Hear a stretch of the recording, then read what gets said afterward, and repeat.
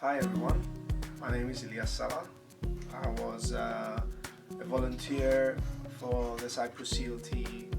for Peace project. Um, so first of all, I'm gonna tell you how did I hear about the Cyprus C.E.L.T. So, my friend Doros Nestoridis told me about the project, and he actually introduced me to Petros Ioannidis, one of the co-founders of C.E.L.T. And my first impression about the project was like, yes, I want to be there, like literally I want to be there. And it was something great for me because I took part of other programs like this. I took part in other programs like this, but not as a volunteer. I was a participant at the time. So my first impression was I was excited, and I said yes straight ahead, and I didn't even know the people working behind it. And then I met Petros and the rest of the team and the people working behind it, and it was something amazing. If I faced any opposition from my close environment, not really, because like I said, I did this before. But there were some people that weren't happy about what I did and my participation in this program and the other programs I participated before.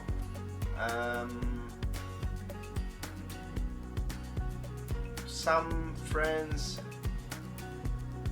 didn't agree with what I did, but when I talked to them, they changed their mind, I think.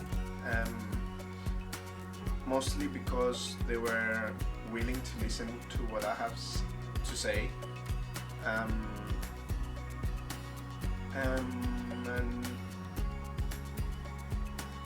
they didn't actually change their mind, but they didn't mind anymore that I was going to the camp or I was being part of this great thing. People start to think that it's time for a change, whether it's a change together or if it's like separating the two communities. I define peace in Cyprus as a fundamental element of the coexistence of the two communities. It's not more like there is no peace on the island. Actually, there's peace. There's no war going on, but I think there's war in our hearts and in our heads, because we are taught since we are kids in our own way about what things happen in Cyprus and how they happen and who's to blame for them. But still, I think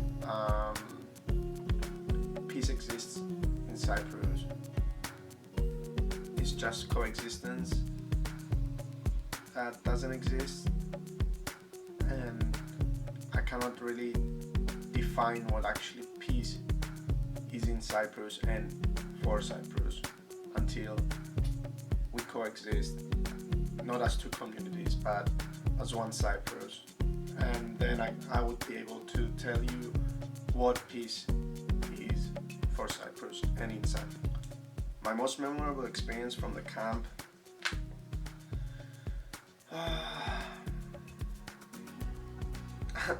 honestly I cannot pick one. Everything was like a perfect experience for me, and I memorized everything from the camp. 6 days weren't enough. Like, I would do that for the rest of my life, giving myself to the youth, so peace and coexistence can be achieved in Cyprus and in the whole world. But let's say most memorable experience. I think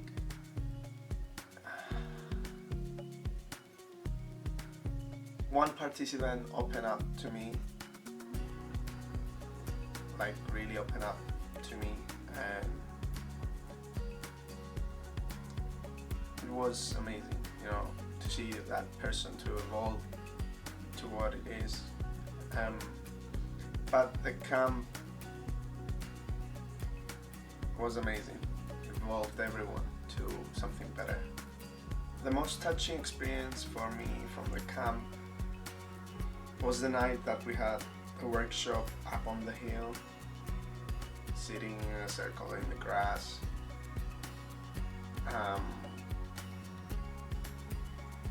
talking about personal experiences about the war.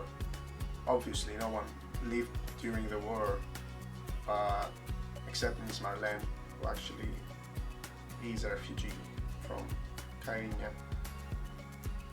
But the most touching story for me was Darren's story. It was like seeing Darren cry was like, I couldn't believe it, because I did the workshop again in America. It was like happening all over again and it was like really intense. So yeah, that one, and the day that we returned back to our homes, because I'm from Limassol, and we stopped at Limassol first and they dropped me off and some other kids, and the whole bus got out and they started hugging us and hugging each other and saying goodbye, and I'm gonna miss you, like they're not gonna see us again. And although we met like every week after that until I came back to the UK. Yeah, those two were the most touching experiences, the night and the goodbye. The ways I think haven't reached the participants or volunteers I don't know, I think I showed myself, because I had depression for 3 months before the camp, and when I showed my real self to people, I could actually understand that they appreciate that, and they were like trying to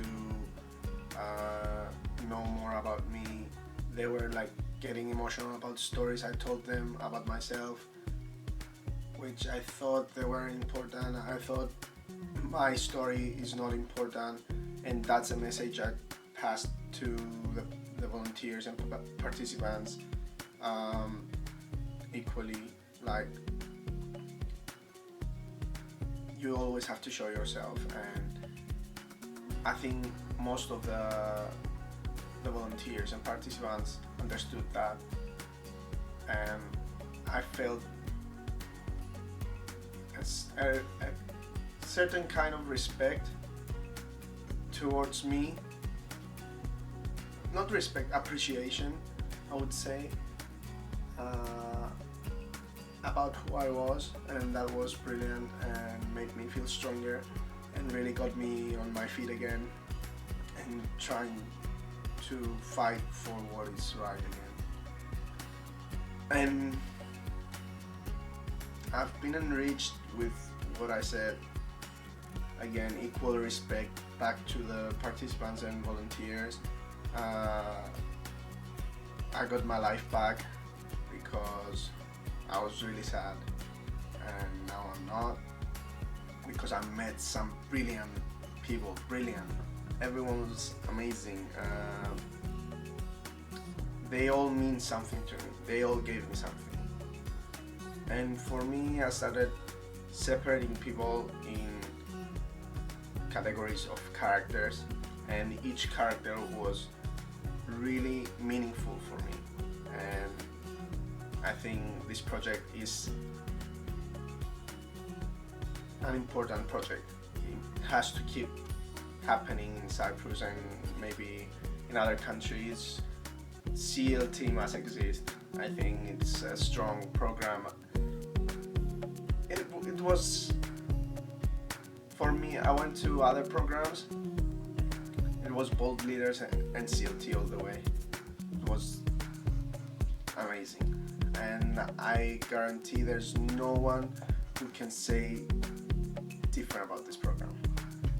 The message I want to send to the youth of Cyprus is always believe in yourselves.